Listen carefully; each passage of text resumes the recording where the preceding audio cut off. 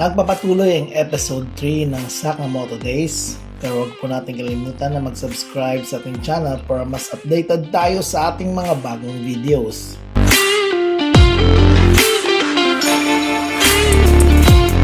So sa episode 3 po guys, makikita po natin kung saan yung dalawa ay pumunta sa isang carnival. Makikita po natin to si Shin guys na naglalaro sa isang baril-barilan.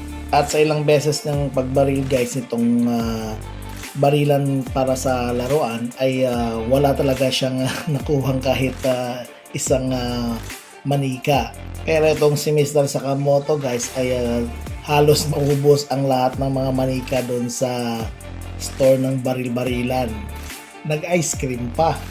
Nung papauwi na sana sila guys ay sasakay na sana sila sa kanilang motorsiklo ay napansin ito ng isang officer na babae at winarningan sila dahil nagparking sila sa illegal na daan. Yan habang kinakausap ng officer itong si Mr. Sakamoto ay si Shin naman napansin niya itong papel na nakatambad sa kanilang motor. At nakita niya guys ang isang news kung saan wanted yung kanilang nangyaring bus operation ng episode 2 kung saan niligtas nila si Aoi guys. So makita po natin na si Sakamoto nakatambad sa picture ng news at suot-suot pa yung maskara. At pagkatapos sabi ng officer na sa susunod ay magparking kayo ng maayos dahil alam nyo bang nangyari nung nakarang araw na nagkaroon ng bus jacking dito malapit lang dito sa carnival. Tapos yung nakamasman na tinagurian nilang superhero ay gumawa pa ng bayolente. Hindi ko mapapatawad yung ginawa nila. At yung dalawa naman ay medyo kinabahan nung sinabi ito ng officer. At sabi naman ni Sakamoto, tara na Shin. At sabi naman ni Shin, o sige officer, alis na po kami. At least naman po wala pong nasaktan sa kanila. Sige po, magdi-deliver na po kami. At nagulantang po ang officer guys sa sinabi ni Shin. At sinabi ng officer, teka lang, ba't mo alam na walang nasaktan na pasahero sa nangyaring bus jacking? Di ba mga public citizen lang kayo? Saan kayo nakaalam niyan? At si Shin naman ay todo bigay sa rason niya. Kasi, syempre, alam naman natin na marami talagang mga bus jacking ngayon. Pero alam naman natin na may mababait na mga bus jacker. At syempre, yung mga nakasakay doon, may mga matanda at mga babae. At doon nagulat ulit ang officer. Matanda? Ba't mo alam na may matanda doon sa bus? At ito namang si Sakamoto nagsalita sa kanyang isip, tumahimik ka na dyan Shin. At kumaripas sa takbo yung tatlo guys. At ito nga nagalit na yung officer guys. At habulin niya ang dalawang mokong. So naghabulan ng dalawa guys sa buong downtown. At halos ginawa nila lahat, magtago man kahit saan para maiwasan ang police officer na ito. At yun nga, sa sobrang habol niya ay hindi niya na naabutan ang dalawa. Pero ang dalawa naman guys ay grabe yung pagtatago na ginawa. So bumalik na siya sa kanyang post guys at habang pabalik na siya ay nakita niya ang kanyang officer kung saan nag-usap sila. Pagkatapos ay sinabihan siya ng kanyang officer na huwag masyadong magpagod. Nung pabalik na sana siya guys ay may napansin siyang parang may nagkaroon ng gulo dun sa kabilang eskinita.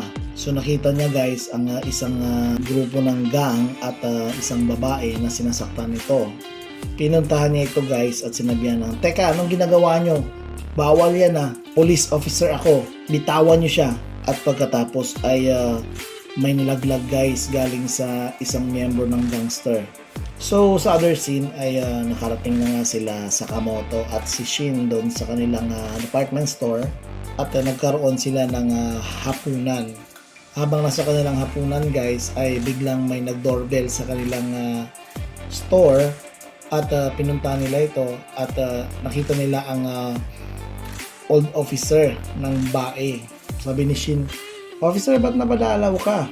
So sabi ng officer, pasensya sa pag-interrupt sa hapunan nyo pero hingi sana ako ng konting tulong dahil nawawala yung bagong recruit namin na police officer. Kasi sabi niya kanina may hinahabol daw siyang dalawang lalaki. Pero hanggang ngayon, gabi na, hindi pa rin siya nakauwi. So baka may nakita kayo kanina habang nandun kayo sa carnival o sa downtown. At biglang nagsalita itong anak ni Sakamoto na, ang ibig sabihin niyo po ba yung si Ma'am Police? Palagi ko siyang nakikita at palagi niya rin akong binibilhan ng ice cream na triple scoop. Sabi ng police officer, oo, mabait talagang babae yon. And si Shin naman at si Sakamoto, syempre alam nila kung sino ang tinutukoy ng old officer. At sinabi ni Shin na, boss, anong gagawin natin? At sabi ni Sakamoto, alam mo na kung anong gagawin. Pagkatapos ng hapunan, automatic. So it means magkakaroon na naman ng rescue operation ng dalawa. So ito na nga guys, other scene, nakita po natin yung lady officer guys na hinuli ng grupo ng mga gang dahil nga nung time na pinunta niya yung member ng gang sa Eskinita ay may nalaglag itong isang sachet ng drugs. So kaya ito nila hinuli para walang sabit. At sabi ng boss ng gang, so dahil nakita mo yung ginawa naming epektos, alam mo nang mangyayari sa'yo, hindi ka namin bubuhayin. Pero sabi ng lady officer, teka, hindi naman ako gumawa ng masama sa inyo. Nagkaroon lang naman tayo ng commotion. At saka wala naman akong tinutok ng baril sa inyo, kaya pakawalan nyo na ako. So yun yung sinabi ng lady police officer. Pero ang ginawa ng mga gang guys ay tinawanan lamang nila ito. Pero habang ginagawa nila ito, dahil alam nila tatapusin nila ang police officer, ang dalawa naman ay naka-ready na para sa gagawing operation, rescue operation sa police officer.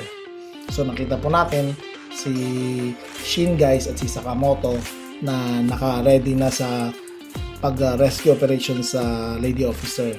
So makikita po natin na may mga bata rin guys na nalulong dito sa drugs guys at sa under sa gang, pero sabi ng lady police na huwag silang umiyak at protektahan ito ng police officer. Pero sabi ng boss ng gang, hay nako, sa mga gaya ng mga mahihina, bagay sa inyo ay tapusin na. Pero bago pa man nila ito tapusin guys ay naghagis ang dalawa ng parang dalawang bola at bigla itong sumabog. So ito po ay smoke bomb at biglang nataranta ang mga grupo guys. So hindi nila makita ang buong paligid, halos lahat sila nabulag sa usok guys. Pero yung leader ng gang guys, nakita niya may dalawang lalaking tumayo sa kanyang harapan. At yun nga guys, sa pool, sinipa ni Sakamoto guys ang leader ng gang. At yun nga, lahat sila dinurog ni Taro at ni Shin, inisa-isa niyang lahat ng mga miyembro ng gang na halos wala nang ititira, lahat ay tutumba. At pagkatapos ay yun na nga, nung matapos ng mawala ng usok ay nakita po natin tumba lahat ng miyembro ng gang. So nagulat na lang din yung police officer guys dahil hindi man niya nakita pero narinig niya yung mga suntukan. Nung lumuwang itong tali sa kanyang mata ay nakita niya guys sa kanyang harapan nakatambad ang isang maskuladong lalaki. At pagkatapos ay si Shin naman ay gulat-gulat sa kanyang nakita dahil nakita niyang si Mr. Sakamoto ay pumayat na kasing payat sa dating niyang size guys. Pero sinabihan niya lang si Shin sa kanyang isip na tara na Shin, tumakbo na tayo. So tumakbo na silang dalawa. Pagdating sa department store guys ay ito na naman, nagulat na naman si Shin guys dahil bumalik na naman sa katabaan itong si Sakamoto. While sa police station naman, yung police officer naman ay nadagdagan sa galit dahil hindi nga niya natulungan ang kanyang sarili doon nung dinakip siya ng gang. Kaya nagdududa siya kung sino yung dalawang lalaki yun. Pero doon naman sa bahay guys, sa department store ay pinagalitan na naman ni Aoi ang kanyang asawa. Sabi niya, ano na naman ang nangyari sa'yo? Gumawa ka na naman ng katarantaduhan. So hanggang dito lang po tayo guys sa episode 3 ng Sakamoto Days. So wag po natin kalimutan na mag-subscribe sa ating channel para mas updated po tayo sa ating mga videos.